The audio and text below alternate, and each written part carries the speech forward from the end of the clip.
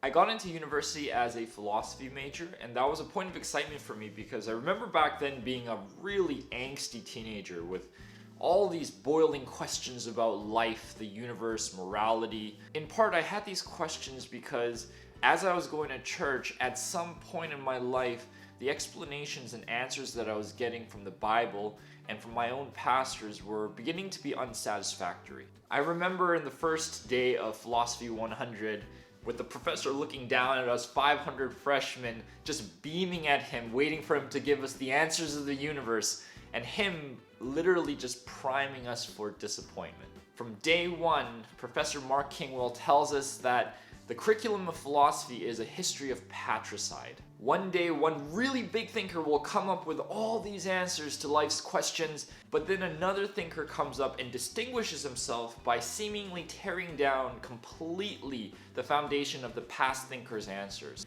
And then from the ruins of the past thinker's foundations, he'll set up the foundations for his own answers. And on it goes, seemingly without end. Now, despite what the professor said, I don't think any of us really took his words to heart because everyone was still pretty eager. But then fast forward a couple of months and a few quizzes here and a few essays there, nearly half the class is missing around the end of the year. I just remember planning to finally take a visit during my professor's office hours. I wanted to ask him a question about the essay that I was working on, but really I had another question in mind. At first we were just tackling the technical question I had about my essay topic, but then after that, I built up the courage to really ask him the question I was thinking about, and that was, what is the point of philosophy? And he gave me an answer in many eloquent words, but he summarized it all at the end in one poignant phrase. He said philosophy is a glorious nothingness. Can you think of a more postmodern answer? 4 more years of that glorious nothingness, and I realized somewhere in the middle that philosophy would only exacerbate the angst that I felt.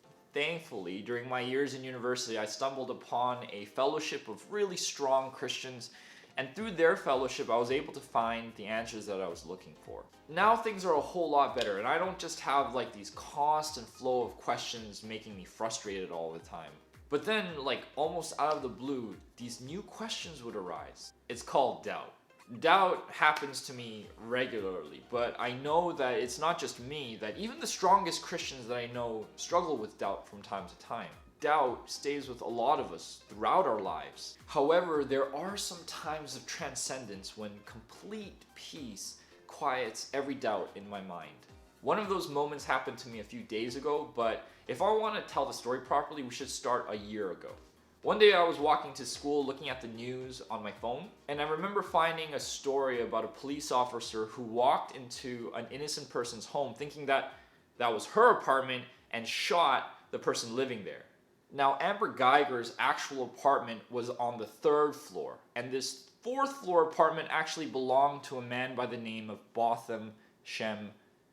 Botham Jean regularly volunteered in his community, led worship at his church, was an accountant for one of the biggest firms in America. And this guy was 26, which means that his life was just before him and he had everything good to look forward to. Amber Geiger walked into this man's house and took his life from him because she mistook his apartment for her own.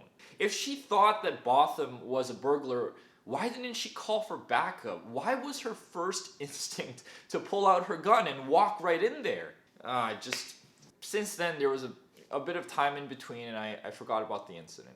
Until a few days ago when I was on the computer checking Facebook, when I saw this video come up on my feed. It's a video of Jean, the brother of Botham, and what he said to Amber Geiger during her sentence hearing. Take a look. I can speak for myself. I forgive you.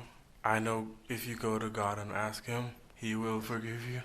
But I love you just like anyone else. I personally want the best for you. And I wasn't gonna ever say this in front of my family or anyone, but I don't even want you to go to jail. I want the best for you because I know that's exactly what both of them would want you to do. And the best would be give your life to Christ. I think giving your life to Christ would be the best thing that Botham would want you to do. I don't know if this is possible, but can I give her a hug, please? Please? Yes.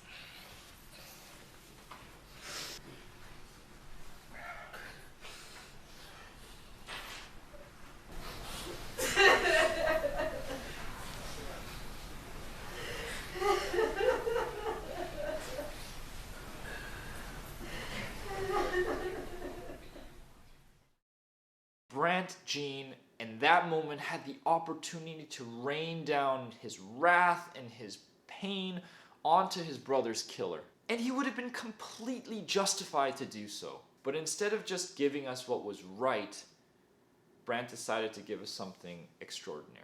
Brant says, I love you, I forgive you, I want the best for you, and the best would be to give your life to Christ. How can evil be defeated? Where can we find peace in this broken world? They are not the questions that my doubt raises, but they are the questions that Brant answered in that moment, somehow simultaneously answering my doubts. So many of us find scripture unfulfilling because we approach it with the wrong questions. How did the universe begin? Or is there such thing as objective truth? And there is no answer that begins with the answer is. Not in scripture, but also nowhere else in the world.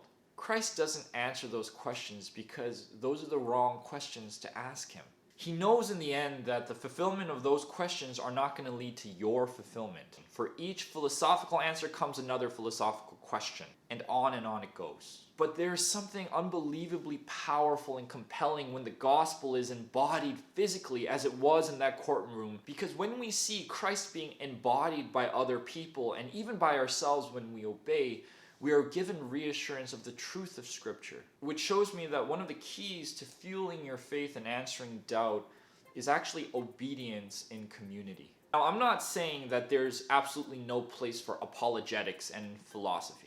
Sometimes even in the present, I need to refer to philosophy and apologetics to answer some of my doubts. What I'm trying to say to you, though, is faith is not sustained primarily through textbook answers. Faith is sustained by beholding Christ, by enjoying him, which is so much easier to do when he is physically manifested by people around us or even in ourselves.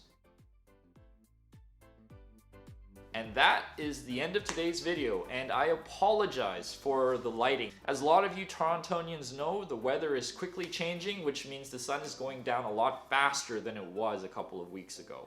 In spite of the lighting, I hope you guys were blessed by the video. And for every one of you guys out there who encourage me, whether in real life or through comments and likes and subs, thank you guys so much. You guys give me the encouragement to keep on churning out these videos despite the pile of schoolwork that I have. Because if I can even just be a small weekly reminder of how incredible Christ is, well, that's why I'm doing this. And as always, grace, peace, and see you in the next one.